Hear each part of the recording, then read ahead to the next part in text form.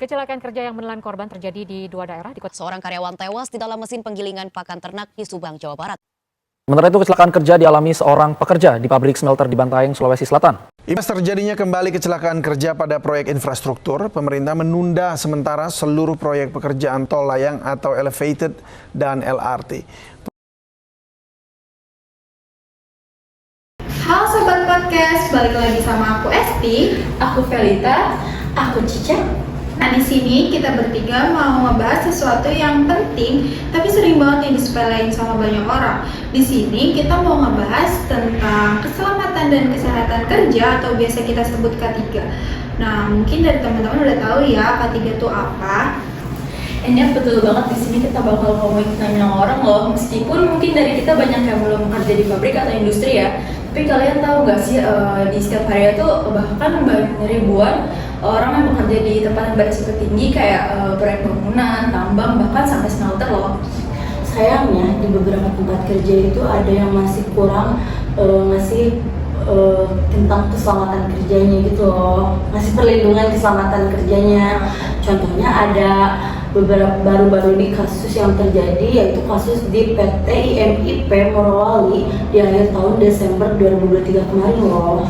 Nah bener banget tuh, kejadiannya kan di tahun 2023 ya. Nah itu tuh kalau aku cari tahu infonya, dia tuh memakan korban bahkan sampai 51 orang, 18-nya itu meninggal, dan 10 orang dari 18 itu adalah korban dari warga negara Indonesia gitu loh. Jadi yang emang kerja di sana. Itu miris banget gak sih dan sedih banget kan? Dan kalian tahu gak sih smelter itu apa? Tuh smelter tuh kayak perusahaan peleburan logam yang udah pastinya panas dan berbahaya dong ya. Dan dari CCTV yang beredar tuh, para pekerja di sana tuh ada yang memakai seragam biasa, bahkan ada yang memakai jeans. Tapi kan karena seharusnya kan mereka memakai APD yang tahan api kan. Itu. Pertanyaannya, bagaimana bisa sih perusahaan sebesar itu, apalagi yang aku ketahui perusahaan itu bekerja sama dengan Tiongkok, tapi malah kurang menjamin bagi keselamatan pekerjaannya. Berarti dari sini aja sadar nggak sih kalau misalkan K3 tuh masih dianggap sepele banget. Bahkan mungkin di beberapa perusahaan tuh masih ngedepanin kayak kuantitas, gimana produksi, hasil produksi. Tapi mereka lupa gitu kalau misalkan di balik produksi pun ada nyawa seseorang, ya nggak sih? Betul di sini. Nah, bukan cuma PT ITSS yang mau mengoperasikan tungku. Nah, di sini juga ada PT IMIP kan. Nah, di situ dia PT IMIP itu sebagai induk kawasan gitu, yang mengawasi K3. Nah, sudah seharusnya dong bertanggung jawab gitu untuk mengawasi sistem K3 di seluruh kawasan gitu. Terus ya, yang harus kalian ketahui, saat kejadian itu gak ada ambulans sama sekali.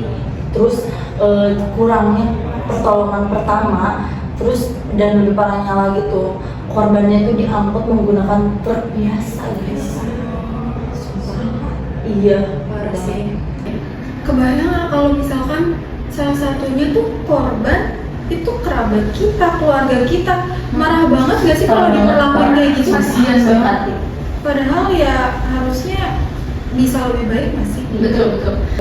Padahal kan menurut Undang-Undang Ketenagakerjaan ya nomor 13 tahun 2003, di mana gitu setiap pekerja kan punya hak ya untuk dilindungi secara mental maupun fisik gitu saat kerja. Dan itu hukumnya wajib tahu untuk perusahaan. Iyalah. Iya, seharusnya.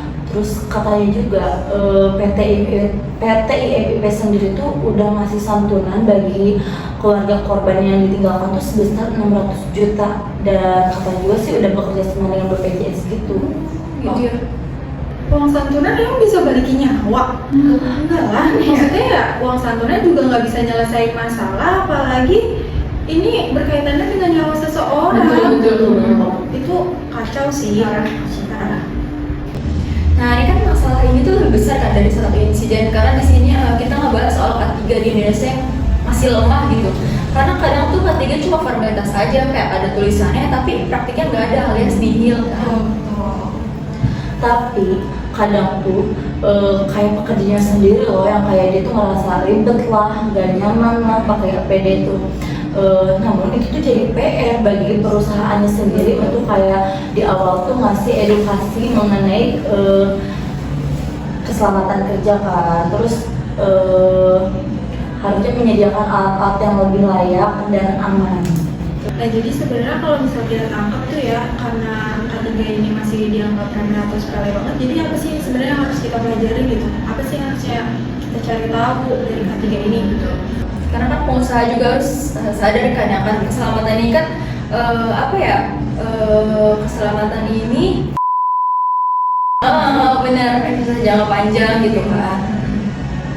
Nah, seharusnya pemerintah juga ikut langsung turun tangan gitu loh ke lokasi untuk memastikan apakah perusahaan tersebut udah SOP-nya udah benar atau belum gitu kan. Jangan cuma ngasih izin di awal doang, terus harus melaksanakan pengawasan yang rutin.